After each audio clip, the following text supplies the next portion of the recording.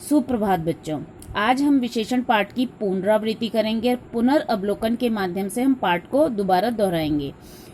तो सबसे पहले विशेषण किसे कहते हैं? जिन शब्दों से किसी प्राणी, वस्तु, स्थान की विशेषता का पता चलता है, यानी कि जिन वाक्यों में या जिन शब्दों में हमें क्या पता चलता है कि इस में सबसे ज्यादा विशेष क्या है, सबसे अलग हटके क्या है, तो वो विशेषण कहलाता है। अब वो हमें किस तरीके से पता चलेंगे? उनके गुण के आधार पे, दोष के आधार पे, आकार के आधार पे और प्रकार के आधार पे। और ये जो विशेषण होते हैं संख्या में होते हैं 4।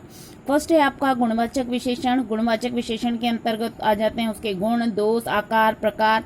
जैसे फॉर एग्जाम्पल है आपके पास, उदाहरण के लिए ले लीजिए, गुण में जैसे अच्छा, बुरा, बुरा आ गया। दोष, आकार जैसे लंबा, छोटा। प्रकार में आ गया छोटा, बड़ा, लंबा, चौड़ा, पतला, मोटा। तो ये सब क्या है? उदाहरण होंगे किसके? गुणवाचक विशेषण के। दूसरा है हमारे पास संख्यावाचक विशेषण। तो संख्यावाचक, जहाँ पे संख्याओं का बोध होता है, वो संख्यावाचक विशेषण कहलाते हैं। यानी किसी वस्तु की संख्या का ज्ञान करा रहा है, प्राणी का, वस्तु का, स्थान का, होगा वो संज्ञा ही, लेकिन क्या है? उनकी संख्या बता रहा है। जैसे आपकी कक्षा में कितने छात्र हैं, तो आपकी कक्षा में 16 छात्र हैं, तो 16 क्या आ गई? आपकी संख्या आ गई, तो वो आपका संख्यावाचक विशेषण हो गया। दूसरा है आपका, थर्ड है आपका परिमाणवाचक विशेषण। तो परिमाणवाचक विशेषण किसे कहते हैं? जहां पर हमें किसी वस्तु का, स्थान का, प्राणी का क्या है, नाप तोल के बारे में पता चल रहा है। नाप तोल हमें किस प्रकार से पता चलेगी? जैसे मीटर, लीटर, किलो, ग्राम, ठीक है, मिलीलीटर। तो ये आपके हो जाएंगे क्या? परिमाणवाचक विशेषण। उदाहरण के लिए कि 2 किलो चीनी देना, तो 2 किलो क्या है? नाप है आपका, एक तरह से तोल के दिया जाता है, तो वो भी आपका परिमाणवाचक विशेषण के अंतर्गत आ गया। लास्ट है आपका सांकेतिक विशेषण। तो सांकेतिक विशेषण किसे कहते हैं?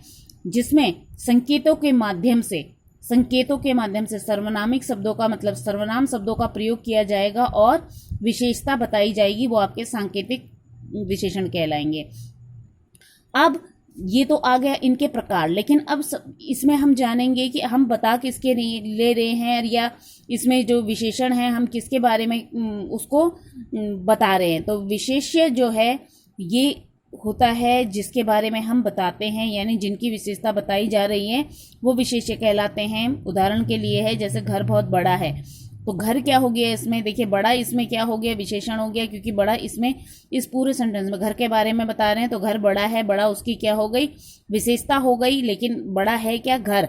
तो जिसके बारे में बता रहे हैं, किसके बारे में? घर के बारे में बता रहे हैं, तो वो आपका विशेष्य हो गया।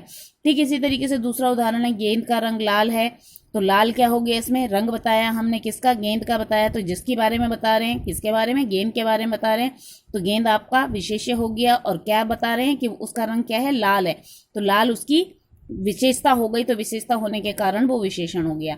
तो ये था आपका विशेषण पाठ, जिसका हमने क्या है, दोबारा से अवलोकन करने जा रहे हैं। और इस अवलोकन के माध्यम से आप लोग इस पाठ के जो विशेषण है, उसकी परिभाषाएं, उसके प्रकार और विशेष्य को जानेंगे, और इसी के माध्यम से आप क्या है, शब्दों में, वाक्यों में क्या है, विशेषण को पहचान पाओगे।